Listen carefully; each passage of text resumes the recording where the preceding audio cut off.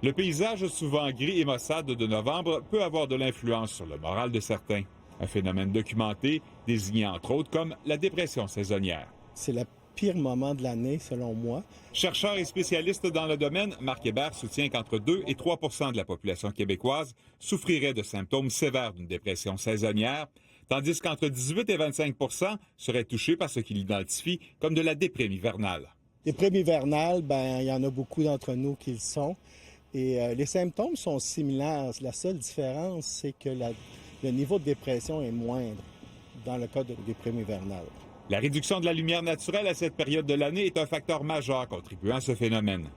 La lumière va rejoindre une douzaine de régions du cerveau. Ça affecte notre mémoire, ça affecte notre humeur, ça affecte notre niveau d'énergie, notre concentration, notre focus. Donc, c'est hyper important. Pour contrer les effets de la dépression saisonnière, il existe certains traitements, dont la luminothérapie.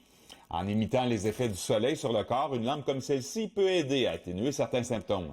Plus de 1000 recherches qui ont démontré que la luminothérapie fonctionne très bien quand on a les symptômes atypiques.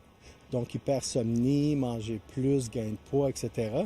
Donc, on fait ça en se levant. Ça permet de resynchroniser notre horloge biologique, d'indiquer à notre horloge que le jour a débuté. Pour une conseillère en ressources humaines, les entreprises devraient aussi s'adapter à cette période de l'année afin de soutenir leurs employés.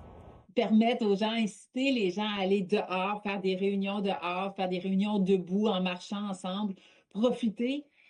Aussi parler de ce qu'ils vivent, parce que des fois, juste en parler, des fois, ça va légitimer ce que ressentent les gens. Parmi les gens que nous avons croisés, certains disaient ressentir des effets liés à cette période de l'année, d'autres pas du tout. Non, c'est parce que je joue dehors avec les enfants. Sans être dépressif, c'est que ça perturbe le sommeil.